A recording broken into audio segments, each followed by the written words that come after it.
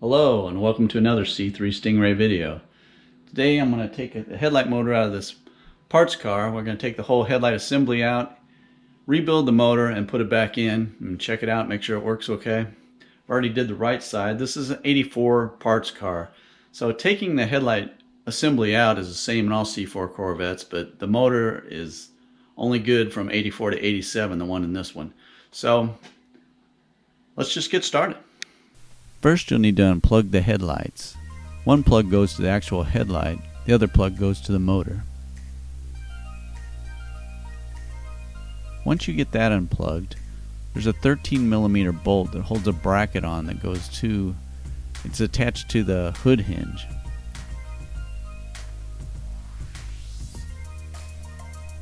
Just place that bolt over there, we'll come back to that bracket. Now there are two 10mm bolts at the base of the assembly.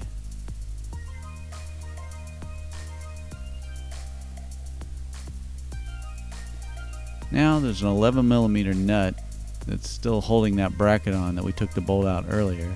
Once you get that nut out, you can take the bracket completely out. There are three 11mm nuts left holding the assembly on.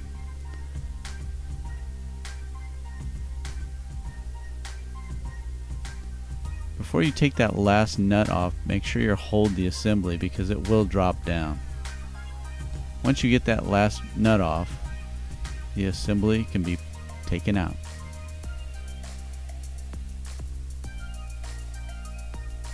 As you can see, someone's kind of jerry-rigged this one up.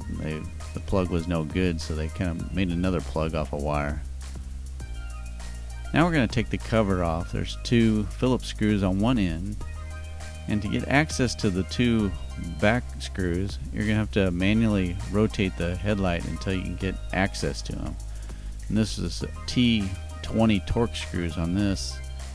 A lot of them have the T20 Torx screws and some just have regular Phillips screws. It's just kind of whatever happened in the history of the headlight will determine what's in there, I guess.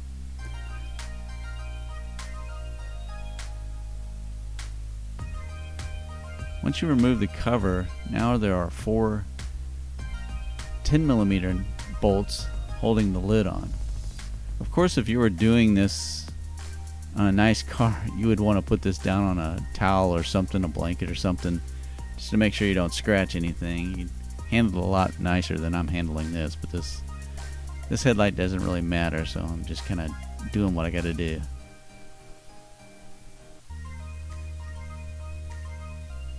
Also, I should mention that you can take these items off while it's still on the car. You can take the cover off and the lid off while it's on the car. I just took the whole assembly out and did it after the fact, but you can do it before you take it off if you want to do that. Now this nut here is a 13mm nut that's attached to the motor itself. The shaft goes through that, and this is the nut that kind of holds it to the assembly. Now there's three 10mm bolts that hold the motor to the assembly.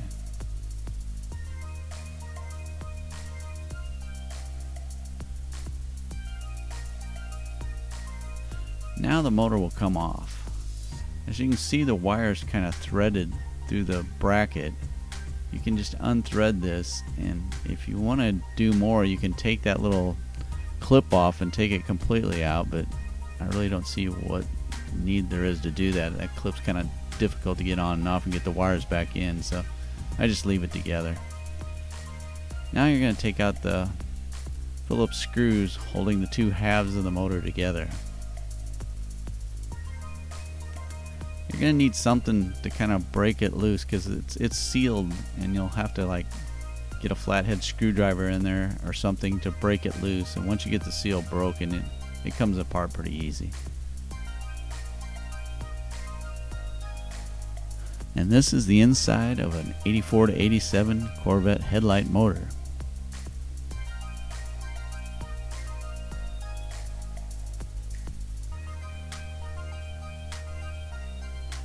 It's the only motor with two gears in it. Actually, there's three gears. There's one that is a metal gear right there that sits on top of the big gear. Now I'm taking out this whole system here, the whole electrical drive because I want to check the brushes. But you do not have to take this out if you just want to replace the gear. You do not have to remove this. But if you're wanting to make sure everything's good and you want to make sure the brushes are good and you want to clean that area, you'll have to take this out. Now this is all sitting inside of a giant magnet. This is just a magnet. Alright, to get the black gear out of the top half, you're going to have to drive that pin out of the shaft. Now I'm putting this in the vise. You might want to wrap something around yours before you put it in the vise, otherwise you might put some teeth marks on the shaft. And you should also use like a brass punch to knock this out. I'm using just what I have to knock this pin out, but like do what I say, not what as I do kind of thing. Once you get the pin out, the gear can be taken out, and then this is the new gear I'm putting in. I'm greasing it up, and then I have to drive the pin back in. I didn't really have any good video of this, so I'm sorry, but here it is back in all together. Now I'm taking out the other one, taking out the other gear to grease it up and clean this area out too. Also, don't forget to put the washer on. There's a washer on the end of both of these.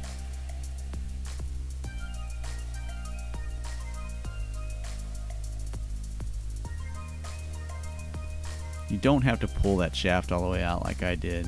You could just slip the gear off. I was just kind of cleaning everything up, so I pulled the shaft out. Now I'm greasing up this gear. I'm going to put that shaft back in.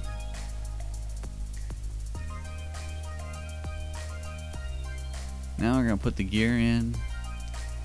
And there's a flat plate that goes on top of that. And then there's another plate with little arms that kind of go into the gear itself. And there's also, you can see, there's another little gear on top of that piece that we just put in. And don't forget the washer. Now, here are the brushes I was talking about. There's actually 4 of them. And I have a little emery board that I'm cleaning with. You can take some sandpaper or something, just clean them if you want to. But the big thing is to check to make sure they're even there. Sometimes they're gone. If they're gone, it's not going to work.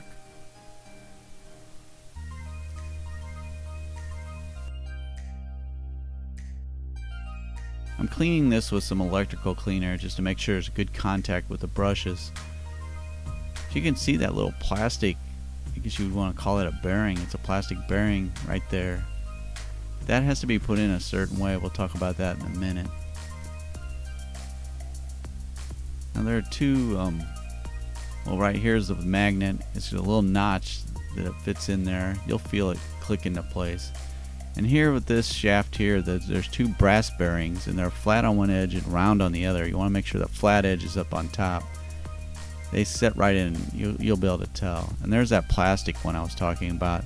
It needs to set down in the base. There's 2 little notches there that it sits in between that holds it in place.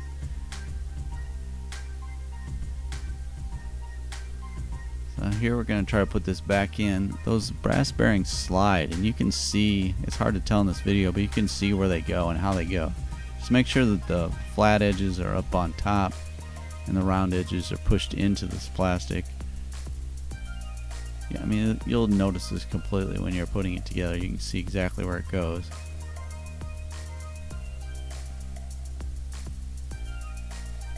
There's a couple like plates at the top, at the bottom, top and bottom of that spring also that slide into a place. Everything just slides in. You can see it here. We're sliding it into place.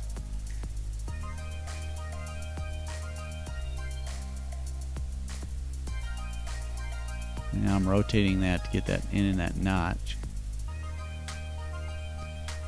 And you can see there's the brass bearings. They're flat on top, round on. And there's that plastic one I'm telling you about. It has to go straight down and set between these 2 little like plastic bumps that are down there, and it holds it into place. Now we need to put some gasket material between the 2 halves before we screw it back together.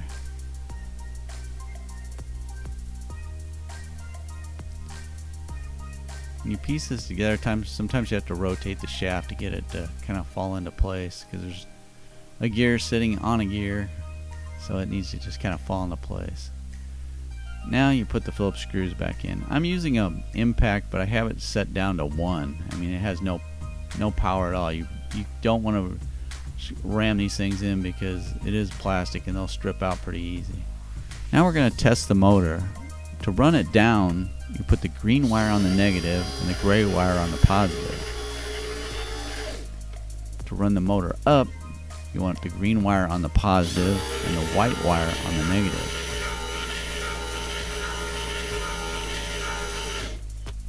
Once you've tested and everything's good, just feed that wire back through and then mount the headlight down. You have to make sure that the shaft is in the correct position to be inserted into the headlight assembly. As you can see, that little pin is what moves it up and down. Now we're going to put the 3 10mm bolts back in to hold the motor down.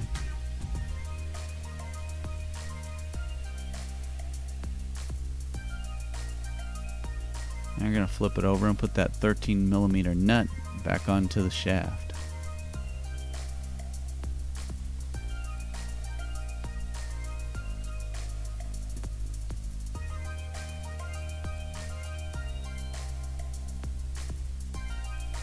Now I'm reinstalling it back onto the car without the cover or the lid on there. The reason I'm doing this is because I'm going to test it one more time once it's in the car, and also it's a lot easier to put the lid on after the fact because it's easier to line up. So there's the test. It's working good. So here's the lid. You can just push it into place and you can, kind of eyeball it and get it level with your hood in the down position, and then put your 4 10mm bolts back in and tighten it down once you have it where you want it.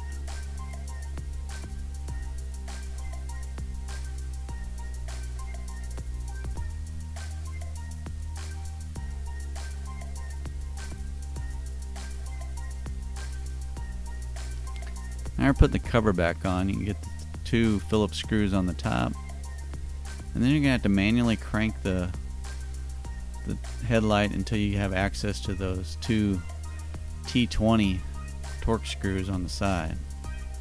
Then crank it back down, and we're gonna test it again. Well, I guess that wraps up this video. A couple things I didn't state while I was talking about this is probably should make marks around the assembly when you take it off. That way when you put it back up, you'll get it centered. It's harder to get it centered, and if it's centered before you take it off, if you put some marks, you can put it right back where it was. Then you just have to adjust the lid, and that's pretty easy to do. Also, I'm sure your car's nice. Mine's a parts car, it doesn't really matter, but your car has probably got a good paint job and you don't want to screw it up. So use towels, be careful, just lay it down on towels, and just be careful when you're moving it in and out that you don't scratch or chip anything.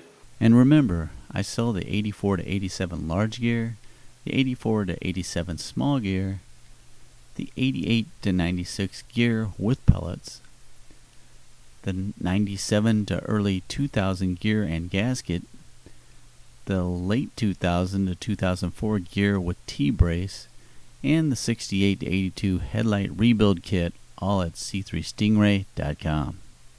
Also have a video up on the C5 headlight repair, which is up right now, so you can check that out. I got more videos coming. I know I always say that, but I've actually got 2 of them written.